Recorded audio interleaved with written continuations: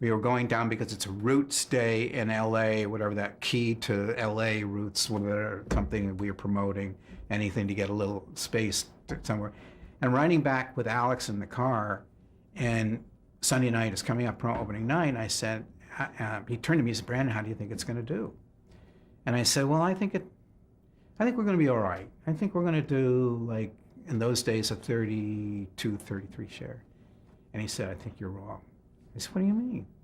He said, Brandon, I think it's going to go right through the roof. I don't think you know what you have here. Goes on the air Sunday night, Monday morning, 11 o'clock, 10 o'clock New York time. I got a call. I got a phone call at 5:30 in the morning in my kitchen right up here. And it was the head of research in New York.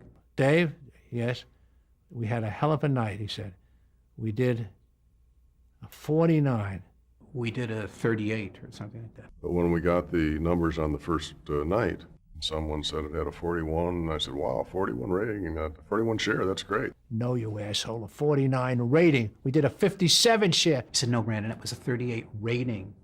We did a 62 share or something. It was mind-boggling. I had never heard of anything like that. It was a number that no one had ever had before. It was simply beyond comprehension. He said, what are you talking about? Are you kidding? Yeah, unbelievable. We can't believe it. It's the biggest thing that ever happened. So I went to my office that morning. The place was packed with people. People were jumping up and down on desks. People were yelling and screaming, going absolutely insane.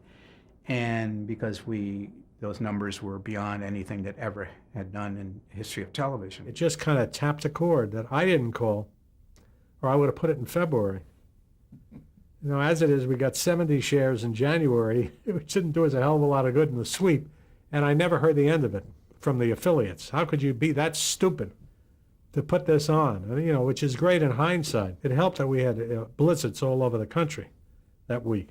So a lot of people were snowed in. The weather was awful back east. The weather was dreadful back east. They had snow, and a lot of people just were watching television, didn't want to go out. Let's see, it was very inclement here in California. I think it was 80 degrees, and we had a 71 share too, so I guess, I don't know what they're talking about. It's the same thing. I guess it was, we didn't want to go out here. It was too nice out in California. So that's why we stayed home. I was in Vegas rehearsing Guys and Dolls, and Anne Margaret called me up and she said, we've changed the time of our show because nobody's coming to see it. Everybody's watching Roots. We'd be in a restaurant at about 8:30. The restaurants would clear out. Everybody was going home to watch Roots at 9 o'clock. I was in my car and I was racing home to see the first night show. I stopped at the stoplight, and another guy stopped at the stoplight, and I looked over at him and he looked at me and he said, Roots? And I said, yeah. And we both took off. There was one point, I think the last 4 hours, people were getting out home from work earlier.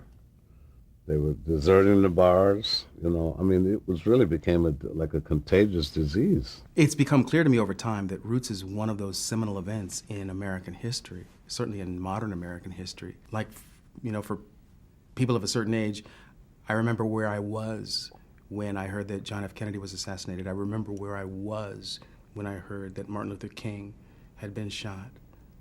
People remember where they were when they watched Roots.